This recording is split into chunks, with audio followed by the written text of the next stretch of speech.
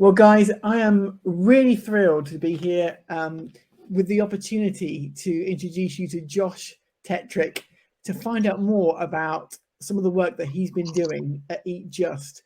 We're really excited to have you, Josh. Welcome. Maybe you could start by just telling the audience a little bit about you, your background, and then we'll get into what you're doing right now. Thanks, James. Good to be with everyone. Well, I've been doing this for a little bit over 9 years. I'm the co-founder and CEO of Eat Just, and I came into this through thinking I was going to be a professional athlete growing up, not being good enough to play in the NFL, spending a little bit of time going back and forth between the States and working with organizations in sub-Saharan Africa. And then being lucky enough to have a best friend who really opened up my eyes to what food is, what the problems with it, the health, the planet, the moral issues with food. And then along with him, we founded the company that I'm focused on every moment about 9 years ago. How has Eat Just evolved? Tell us a little bit about the journey, I suppose, from that initial idea through to where you are now. Give us a bit of an overview. Yeah, well, so the mission of Eat Just is the same as it was on day one, which is we want to build a food system, which is an overly complicated way of saying we want to change how people eat with their friends and family for breakfast, lunch, and dinner in a way so that the eggs and the meat that they consume every day doesn't require killing a single animal, doesn't require knocking down a single tree because of deforestation, doesn't require antibiotics, doesn't require any risk of zoonotic disease, and is also helping to minimize the burden of cardiovascular disease, cognitive dysfunction, and certain cancers that are often correlated with diets high in saturated fat and dietary cholesterol. So that's what we do. We have two big categories, egg and meat. One product is called Just Egg, the other is called Good Meat. Two different kinds of technologies. One is plant-based, one is cultured or cultivated. The very first category that we went after was the egg, and the biggest challenge with the egg was to see if we could find something out there in the world from the plant kingdom that would scramble like an egg. All we knew is that there were hundreds of thousands of species of plants all over the world, about 390,000. And we hoped, we didn't know, but we hoped that one of them could make an egg similar to a chicken egg.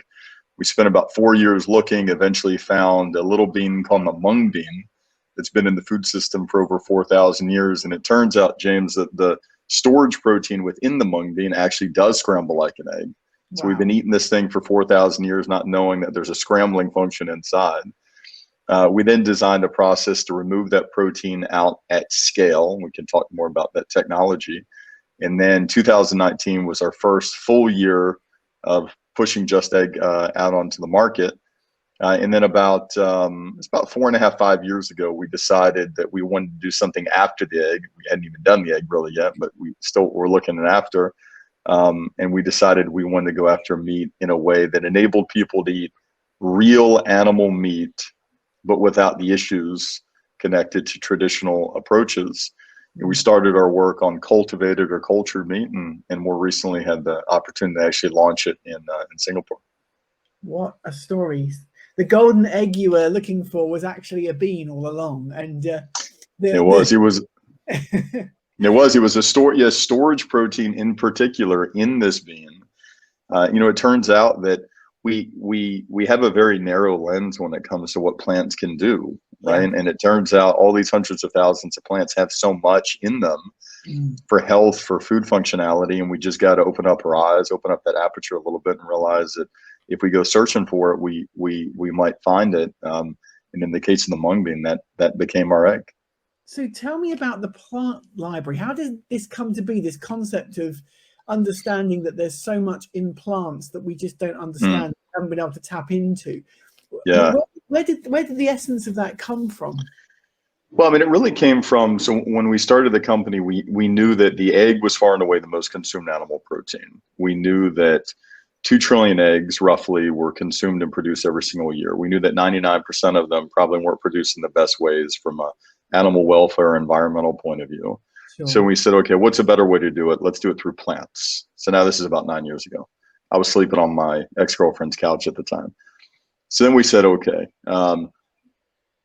what is the probability that this function is in one of the 390,000 plants? I thought it was more likely than not, for no other reason than it didn't seem like they were explored. So it just felt like more likely than not. So then we just started bringing plants in to see if we could identify the primary function in the egg, which is gelation. So imagine cracking an egg, putting it in the pan.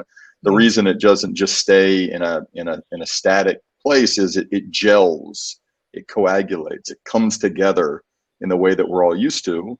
So we started looking through all these plants, our plant library, as a way of finding this protein that could do that. And we had a lot of missteps. The vast majority of plants didn't work, not meaning they weren't functional for other things, but they didn't scramble like an egg. So specifically, we were looking for a protein that would gel, which is a food science term for scramble, at a time and temperature that was similar to chicken egg protein.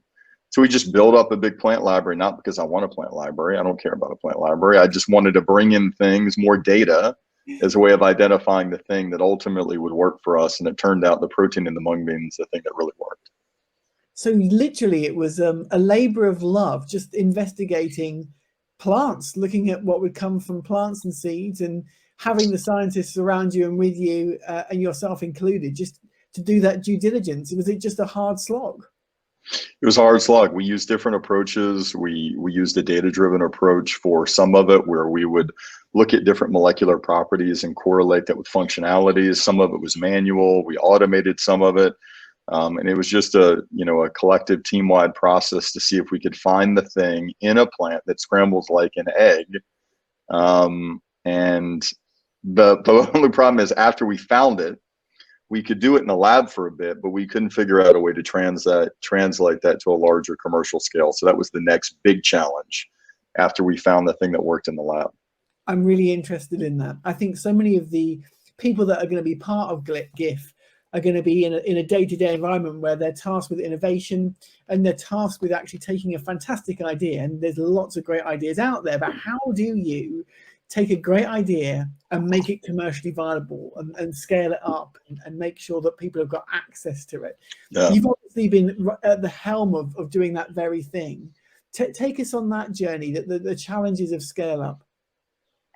Well, the biggest misunderstanding I had a number of them in starting in the company. Probably the biggest was, I assumed that because you could do something in a lab environment, you could do something in a commercial environment. And that was a wrong assumption, because just because you can do something at that scale in your kitchen, more or less, doesn't mean you can do that at the scale of a large 100,000 square foot facility producing tens of millions of something. The physics of it are just different. It's kind of like a way of thinking about it is, I played a little bit of basketball growing up, and if no one was guarding me, I was a pretty good shooter. But put a really good defender on me, and I hit 1 out of every 5 shots. The context really matters. The physics of it really matters, and the physics of large scale production is just different than the physics of a lab. So we eventually had to bring in a team of engineers, a CTO that really understood what it meant to translate from lab to larger scale.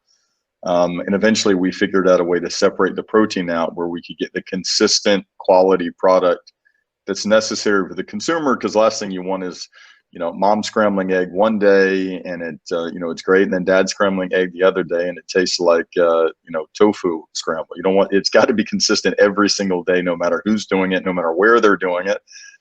So that was one of the big lessons, is that to build a company like this, you need to figure out a way to focus on the upstream science, but also the downstream commercialization.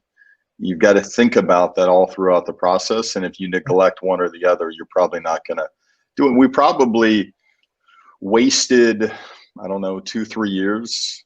I might even be being charitable because of that blind spot that I had. We'd be much farther ahead if I'd figured that out.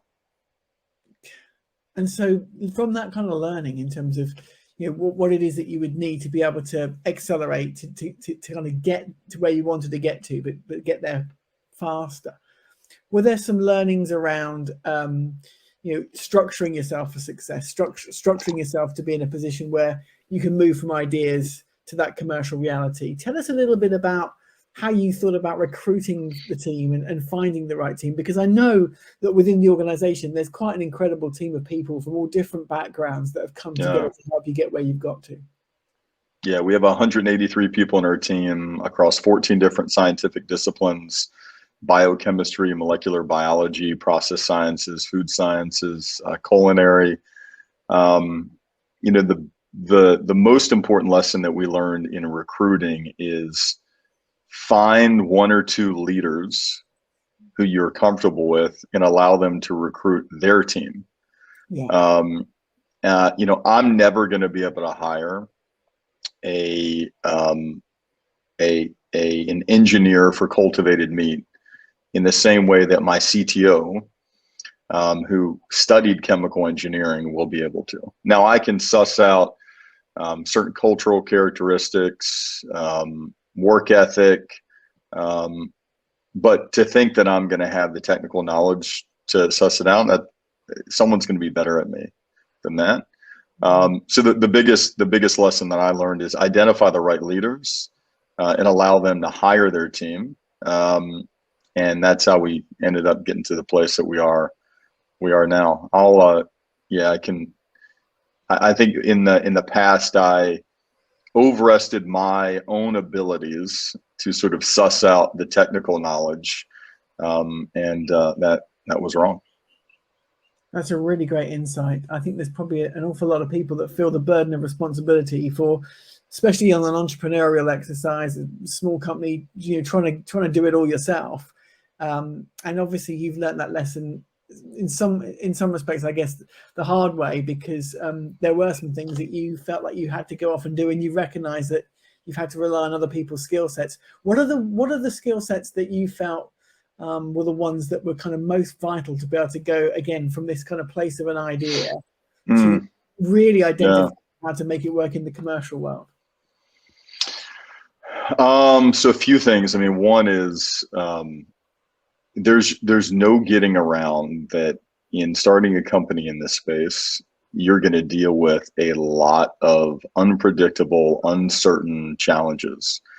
That challenge could be an investor decides not to invest. It could be you're about to run out of money. It could be, someone who's, a strong member of your team decides to leave. It could mean you don't get approval as soon as you want. Shit's going to happen. There's no avoiding it. One day, wherever you are, it's going to start raining. I don't know whether it's going to be right now or tomorrow or the next day.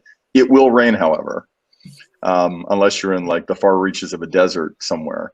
And you've got to know that. And when it rains, that's not the time to go like running inside screaming.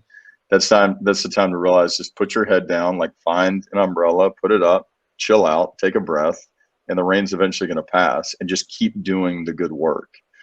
And that's probably the single biggest thing that we've been able to do, is build up a certain kind of resilience, knowing that hard shit is going to happen. And the best way to respond to it is to put your head down and just keep working.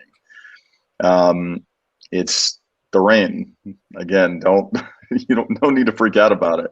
Be ready. That's one. Be ready for it's going to happen. It's unavoidable. There is absolutely no way that anyone will start a company, big, large, small, in this space, and not deal with lots of unexpected, really painful things. You've got to learn how to deal with the suffering, because the suffering will come. And again, the best way we felt to deal with it is put your head down and do good work. And that's how we actually deal with really good things too. We try not to get overly excited by lots of the good things that are happening to us right now. We want to respond to that by putting our heads down and doing good work, and believing in the longer time span of things. If you do that, you're going to increase the probability of achieving your mission. You're never going to get guaranteed that you're going to do it, but you can really increase the probability of that happening. It sounds like, from the successes that you've been talking about and some of the places where the business is starting to grow, you're having to make choices about where to focus, what to do next. There's obviously a massive world of opportunity in terms of what you've discovered and what you're going on to develop.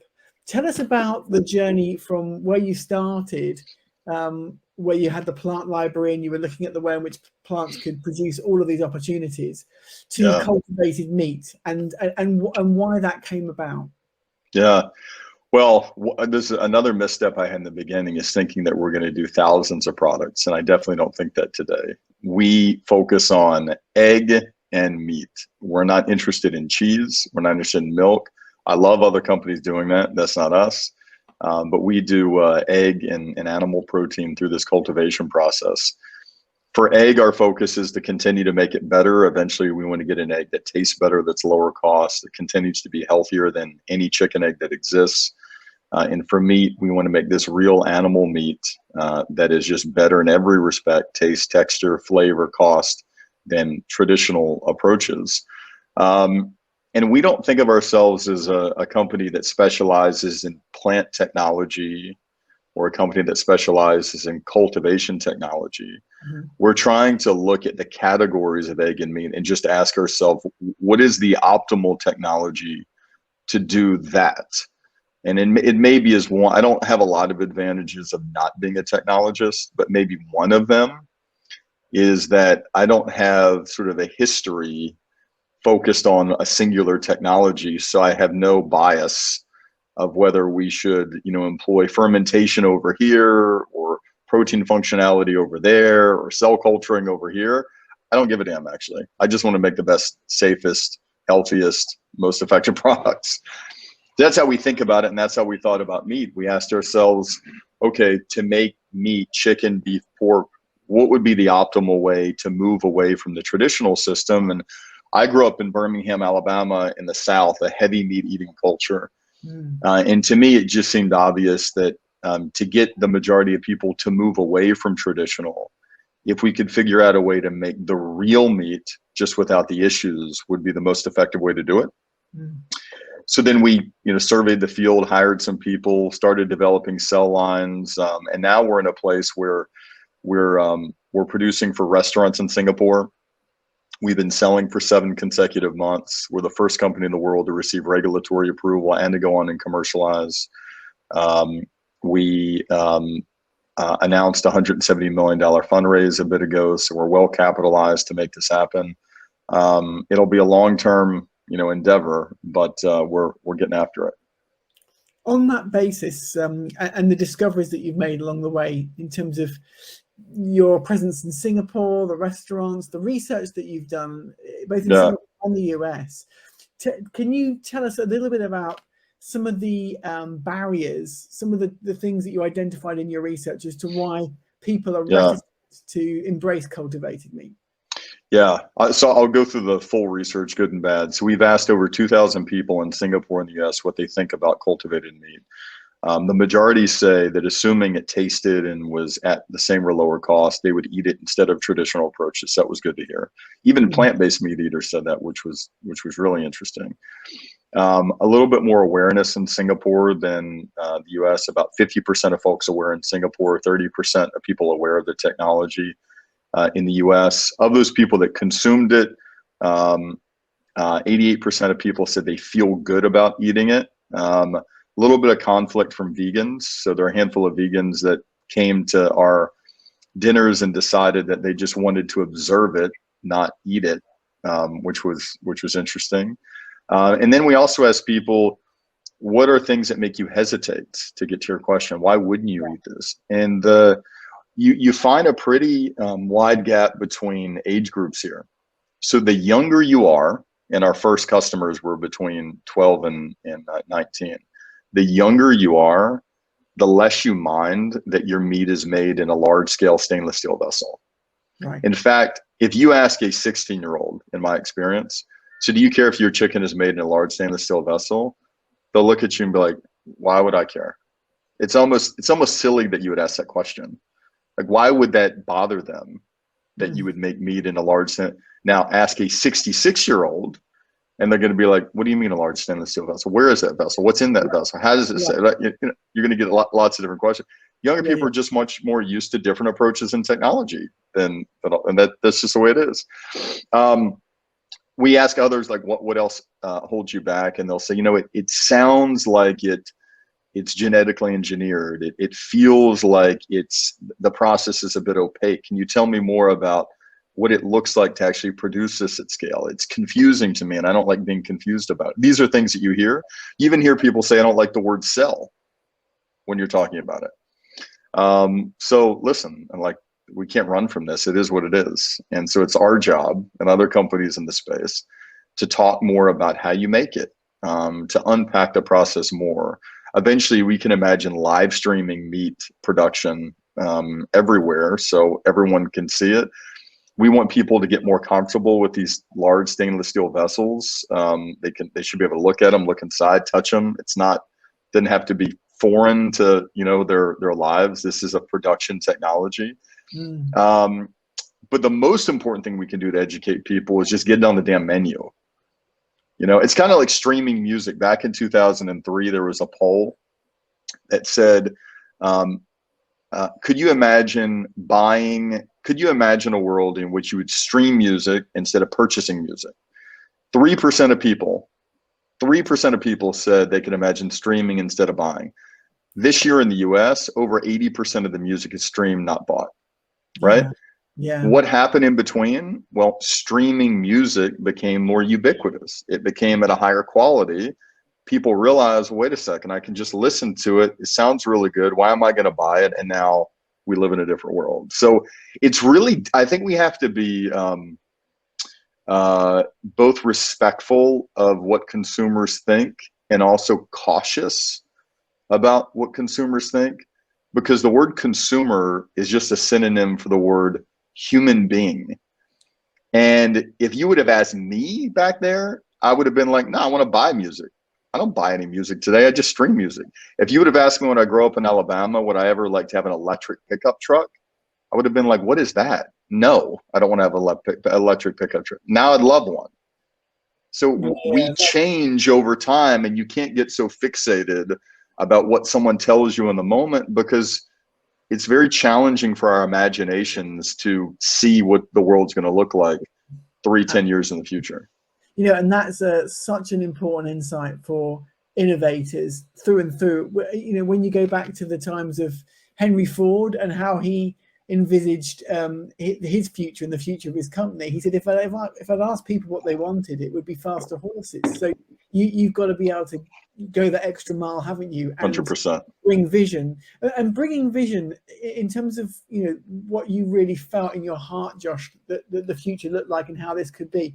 How easy was it for you to kind of gather that vision together and then be able to kind of evangelize that and bring it to people? When you got the research results back, for example, did you want to get in the room and explain to people, explain to 6-year-olds why it worked, how it worked? How do you kind of cast vision, and how do you manage that? Yeah, definitely. Well, it's a constant part of the job. So this interview we're having right now is a part of that. I want to share it with more people. I want to share it with my team. I want our company to have a vision separate from me. So we're communicating all the time about what we're doing and why it matters across multiple different channels, from a post on social media to a line on our website to a panel discussion that someone else on my team has, to the experience of a product that someone's having somewhere in Shanghai right now. It is a constant part of what we have to do, and the best way I found to do it is to, like, one, just recognize how critical it is. Never take for granted, no matter how many times someone has heard it, that they really feel it. You're never going to, I call it an issue by repeating it too many times.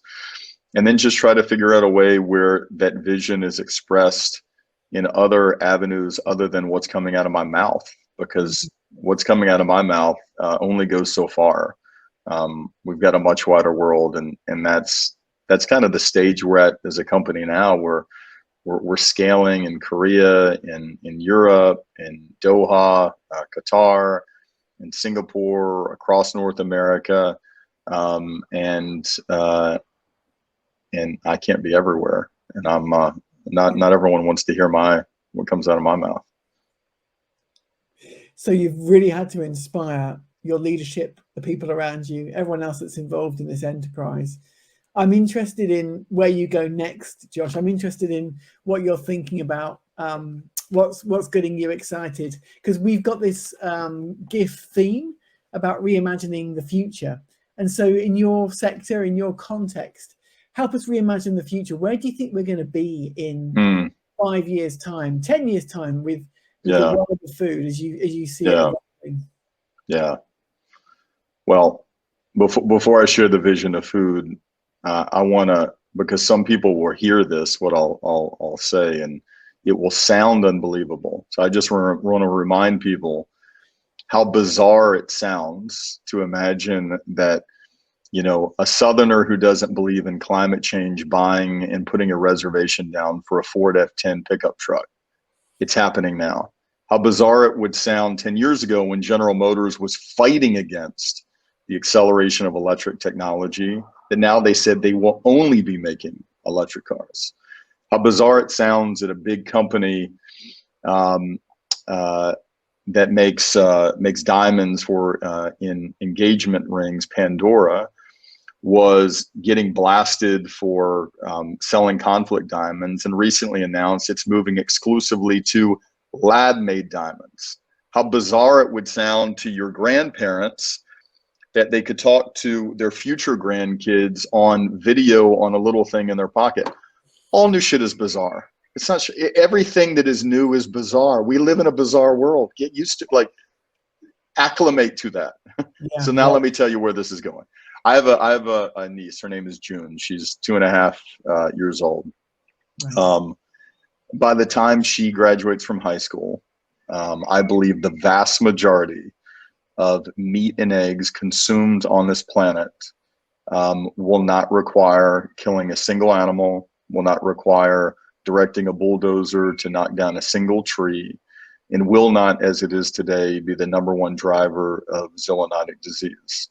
And our personal health will be better for it. Our planet's health will be better for it. And we'll be eating in a way that's much more aligned with, I think, basic values that almost everyone shares, like being kind. That's where things are going to go. And it's going to be really interesting at first, and everyone's going to want to talk about it. And then it's going to be boring. And no one's going to talk about it because no one walks around like showing off, you know, talking about, you know, how amazing it is to listen to music on their phone every morning. It's just normal. And that's what this is going to be. It's going to get boring, and then we're going to want to focus on something else. But until that day comes, we're going to keep ripping at it. Josh, what a brilliant way to end our conversation. I have so enjoyed talking to you today, and you've really enthused me as well as we work with our clients and we think about all the sorts of things that Cambridge Design Partnership are helping people try to develop at the moment in the world of food and FMCG products. This has been a really inspiring talk, and I'm really hoping that they'll get the chance to watch it as well, so we can start to envisage a different future as well. Thanks so much for your time. You bet. Thanks.